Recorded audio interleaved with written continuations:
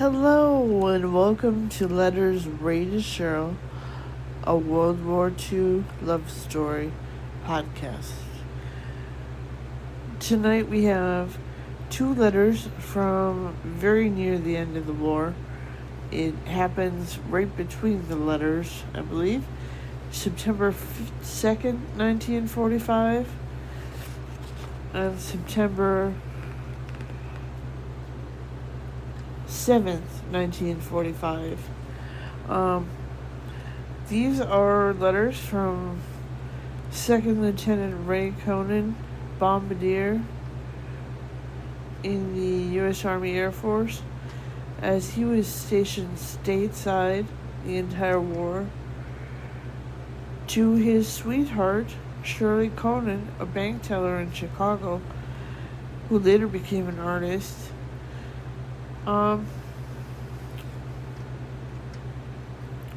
It's my grandparents.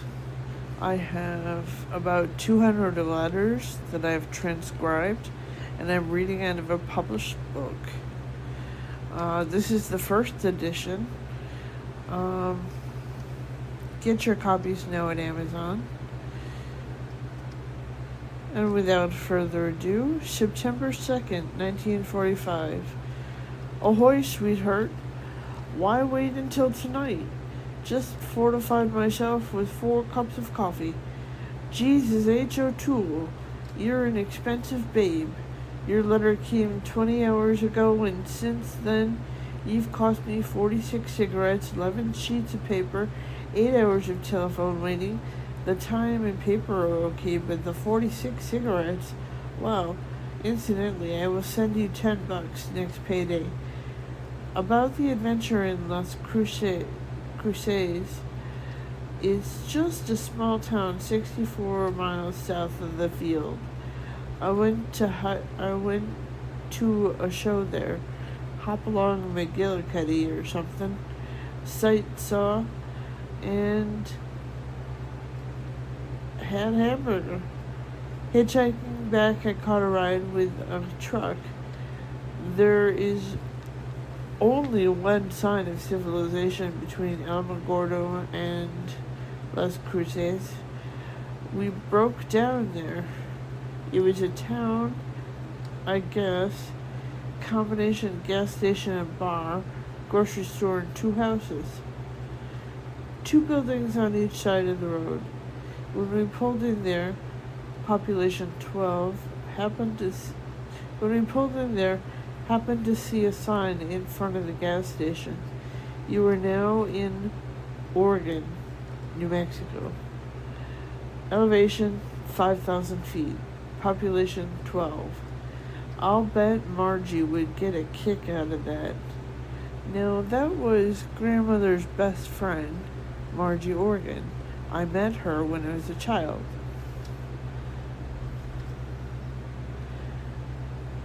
To everybody who has towns named after them, I'm really glad you sent that letter. At least you're not going to sit back and take all the stuff I feel like handing out. Good for you. It needs be. Slap my ears back. Look, honey, figuring and planning away from you is my favorite pastime. I do it continually. You were right. You weren't figured in those plans much, except that you'd be around. But those plans aren't real. You know, I can sit down and dream some rich uncle kicked off and left $77 million. Could spend all day just planning on how to spend that money. Also, dream that I'm a big executive. Planned out completely. Also a Hollywood writer. Also a prospector. Also a vacuum cleaner salesman. Also millions of things. Each one is planned out to the most minute detail. That's some of the far-fetched things. The same thing goes with you and me. I find you an old copy of Better Homes and Gardens, Our house is picked out. The furnishings, the grounds, where it is, who's coming for dinner, what kind of drinks we'll serve. Even had us up early Sunday mornings simonizing our car. I can actually live all that, so much so that I hate to be brought back to realization. Okie doke. Unless I get discharged from the army soon, we'll be able to do some of the things we want to do as soon as I get out. I haven't the slightest idea how long we'll take, where we'll go, or how much it'll cost each day. I really don't care. We'll just wander around till we're either tired of it, or we're broke. Or better yet, we'll do what you want to do, honey. I'll follow you any place, any time. Being with you is all that I want. Anything else is just whipped cream. You better believe that you. You'd better believe that, you woman, you. When I wrote you all that stuff, that was one dream. There have been 10 different dreams since then. There will be hundreds more, each as detailed. For instance, the first time we were going to Saskatchewan, the reason time we weren't too far out of the way, what way, was wondering if we should spend 3 or 4 days in Denver. Are we going to Denver? I don't know. Do you? Even ran out of the water crossing the desert. What desert? And had to hitchhike the gas station. We went together because I was worried about you staying in the car alone. What car? The fellow that picked us up was nice? How was it, darling? One day we were in New York and we went to the Stork Club. We didn't like it. All this stuff is I this and me this. You were there, but you ain't saying much. In a way, it's taking you for granted, except when we were in Los Angeles. You wouldn't go to the Burlesqueshow, stubborn critter. So far, we've been in every city in every state in 4 or 5 countries. It makes me happy to dream these dreams. I wrote down a couple of them and sent them to you. There you go. That's September 2nd. Oh, there's more. There's more. Darling, I love you, and being with you is going to be the biggest and best dream of them all. From then on, my dreams are going to be real. Until then, it'll keep with my storybook dreams. I just better leave them in my head, though. Maybe this straightens everything out. Maybe it makes it worse. You had every right to be mad and worse at what I wrote if you took it serious. It probably sounded like you were supposed to jump when I snapped my fingers. I'd rather have you pitching rolling pins at me than have you be a weak sister. Ye gods, if you turn out tone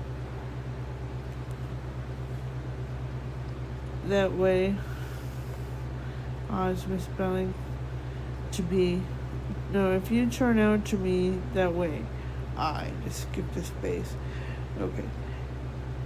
Ye gods, if you turn out to me that way, we'd never be happy. I'm not asking you to see things my way. If you think I'm all wet, say so. I probably am wrong.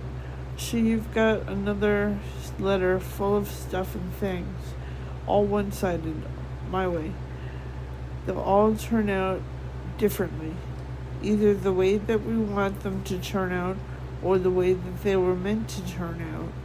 Our 50th anniversary will probably be a lot different than I planned it.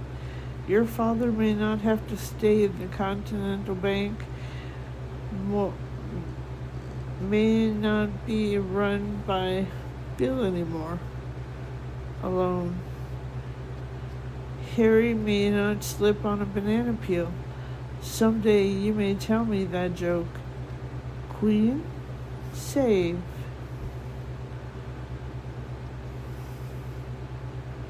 So help me, I'll shoot paper wands at your grandfather if you call me childish again. So I'm feeble-minded. Okay, so my mentality is equivalent to a 2-year-old.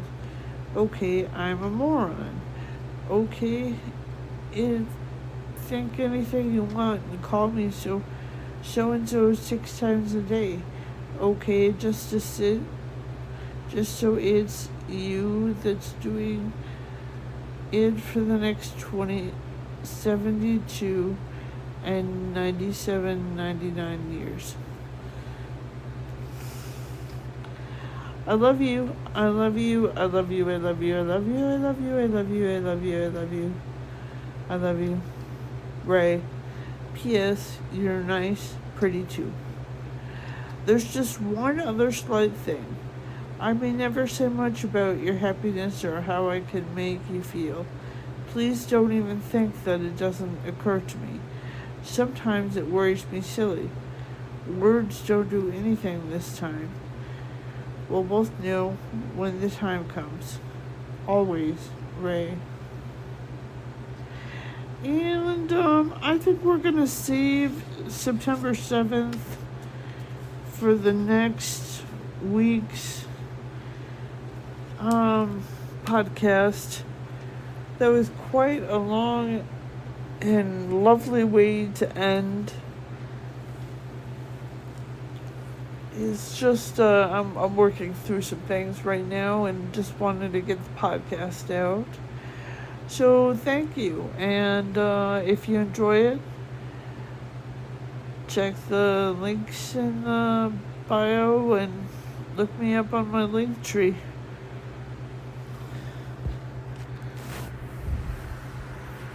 That's a Buzzsprout podcast.